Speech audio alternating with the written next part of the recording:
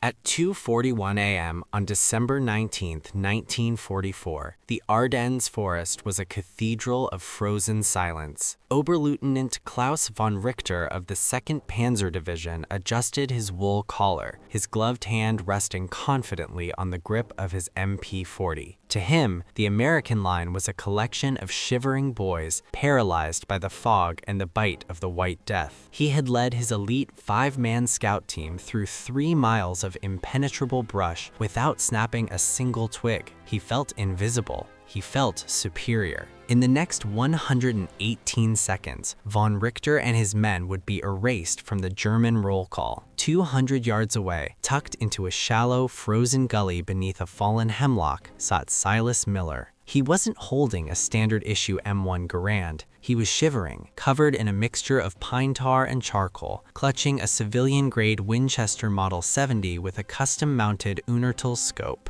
What Silas was doing was a direct violation of general orders. His use of non-standard mechanical deterrents had been explicitly forbidden by High Command as a breach of civilized warfare. But in the next 2 minutes, the bear trap would flip Army doctrine on its head and prove that the most dangerous thing on a battlefield isn't a tank. It's a man who refuses to play by the rules. Silas Miller didn't learn to hunt in a boot camp. He learned it in the high Cascades of Oregon. Before the draft board called his name in '42, Silas was a professional fur trapper. He spent his winters in the backcountry, where a single mistake didn't mean a reprimand. It meant a slow death in the snow. He understood the anatomy of a trail. He knew how to read the weight of a path, identifying exactly where a creature would place its paw to avoid a root or a stone. He thought in angles and trigger weights. When he enlisted, his instructors at Fort Benning were baffled. During night infiltration courses, Silas didn't crawl through the mud like the other recruits. He moved along the shadows of the fence posts, timing his breaths with the sweep of the searchlights. His CO called his methods unorthodox and undisciplined. They tried to beat the woodsman out of him to make room for the soldier. They failed. The problem was the ghost team.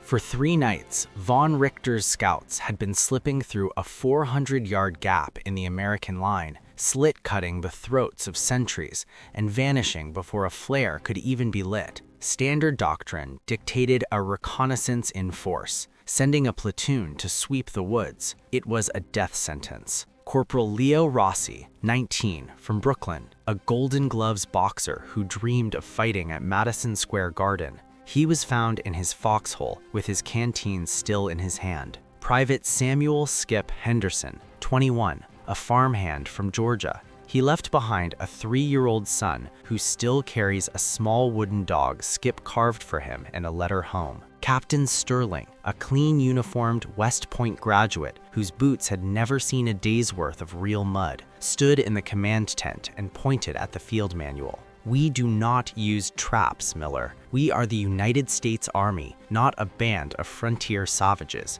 You will maintain your post with your issued weapon, or you will face a court-martial." But Silas had seen what the West Point strategists had missed. He noticed that the German scouts weren't just moving through the woods. They were following a specific deer run because the heavy canopy kept the snow depth consistent. It was the only place they could maintain their pace in the dark. That night, Silas went rogue. He didn't take his Garand. Instead, he pulled 2 heavy-duty, long spring steel traps from his rucksack, shipped to him months ago by his brother under the guise of extra socks. He spent 4 hours in the no-man's land between the lines. He didn't just set the traps, he modified them. He filed the teeth to a jagged, offset bite and rigged them with a tripwire made of high-tensile fishing line, positioned exactly 14 inches off the ground, the height of a German jackboot in mid-stride. He calculated the geometry of the kill zone. If the lead man hit the wire, the second man would instinctively pivot 45 degrees to the left for cover. Silas placed his second trap exactly at that 45-degree mark. The air smelled of fermented pine needles and frozen iron. Silas lay prone, his cheek welded to the cold walnut stock of his Winchester. His heartbeat was a slow, rhythmic thud against the ice. 2:42 a.m.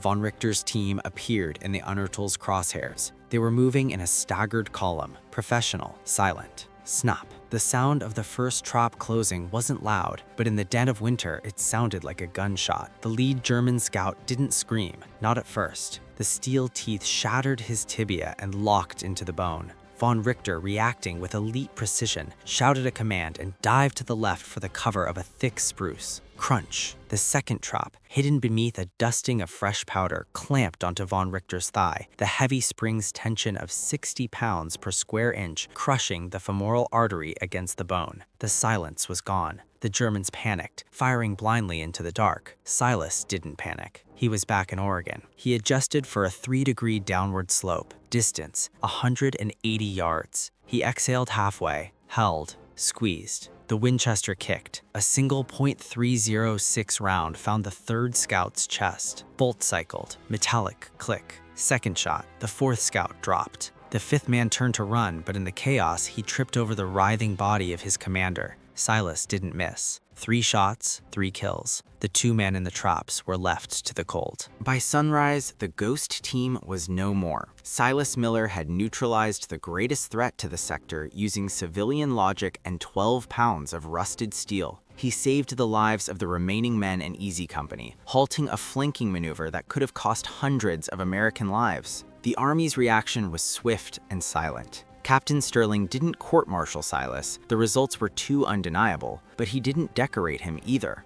The event was scrubbed from the official after-action reports. Years later, area denial via mechanical displacement found its way into official doctrine, but the name Silas Miller was nowhere to be found in the footnotes. When the war ended in 1945, Silas didn't stay for the victory parades in New York. He hopped a bus back to the High Cascades. He didn't tell his neighbors about Von Richter or the bear trap. He had traps to check. He had a life to live in the silence of the woods. If you found this story compelling, please like this video. Subscribe to stay connected with these untold histories.